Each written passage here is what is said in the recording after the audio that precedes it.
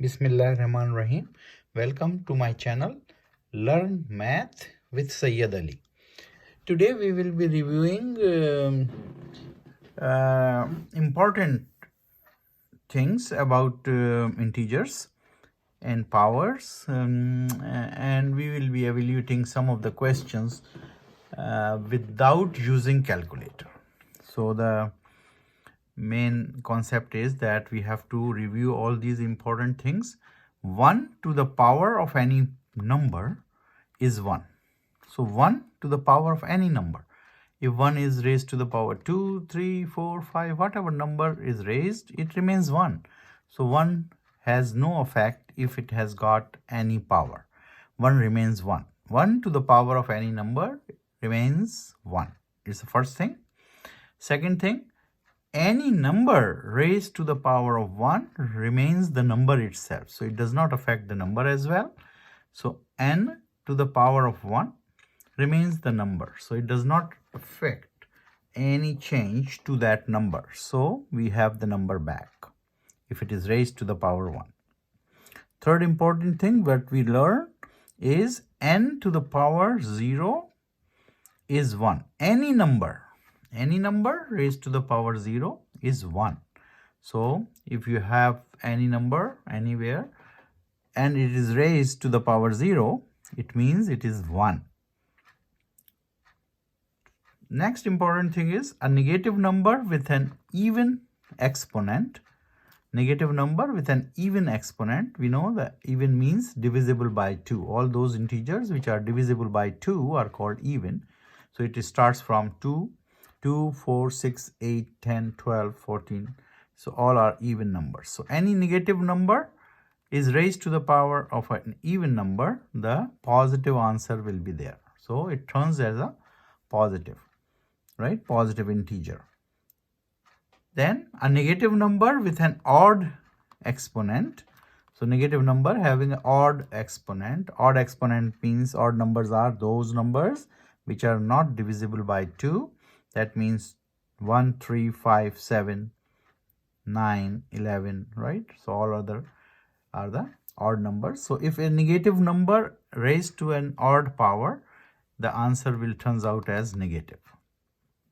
So we will be practicing some of the questions without using calculator. So first is 1 to the power of any number. 1 to the power of any number. So let's say we have a question.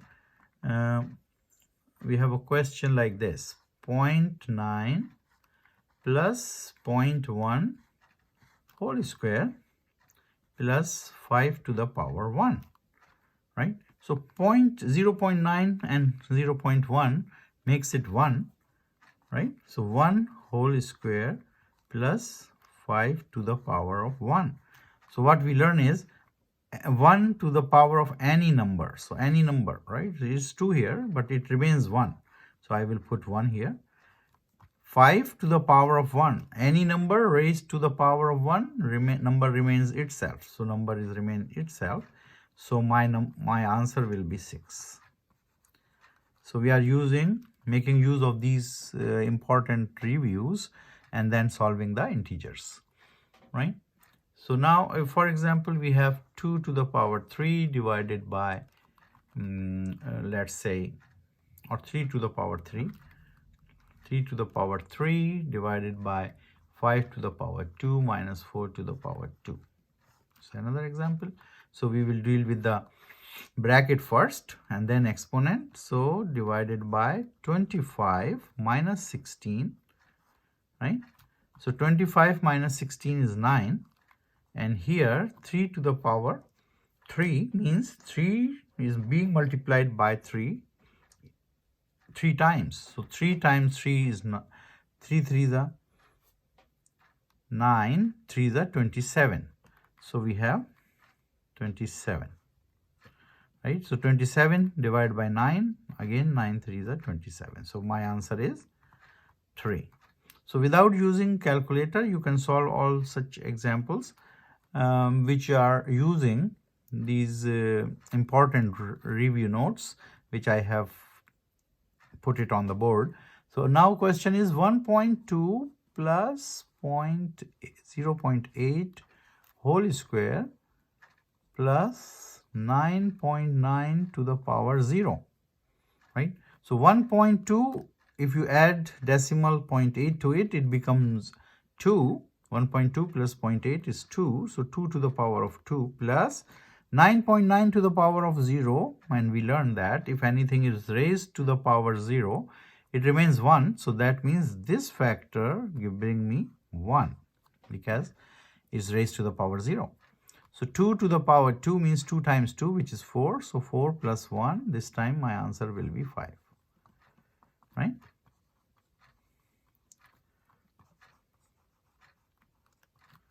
So in this way, we are practicing something which is without using calculator and making use of these important points, right?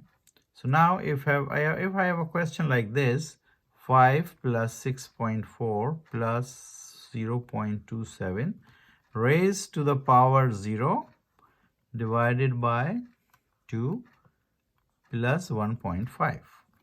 So I don't have to add them up and then put it as 1 because power 0, right? Whatever is inside the bracket, I don't need to add them or multiply them or whatever they are. I have 0 as a exponent, and if exponent is 0, any number, anything raised to the power 0 is 1. So I will put quickly here 1. So my question reduced to 1 divided by 2 plus 1.5. 1 divided by 2 means 0.5, right? Is a half, right? Plus 1.5, and I can add that. This is half and this is 1.5. It makes it 2. So my answer is 2. Let's take some more example maybe. So let's say question says 10 minus 8.5 whole square times 2 square, right? So 10 minus 8.5. So 10 minus 8.5 is 1.5, and which is whole square times 2 to the power 2 is 4. 1.5 whole square in decimals, you have to think first the number as the number, and 15 whole square means right 225. 15 times 15 is 225, but you have to place the decimal then, right? The basic way of thinking is 1.5 times 1.5, like 15 times 15, which is 225. But I have to place the decimal. After how many digits I have to place the decimal? So I count the decimal that I have to place the decimal after 2 places. 1, 2. So I place here.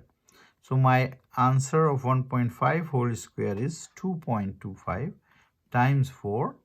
And if I times 4, you can do it without calculator because 2 times 4 is 8 and quarter times 4 is 1. So that means answer is 9. Hope you understand what I am saying. 2 times 4 is 8 and 0.25 means quarter. 0.25 is nothing but quarter. How?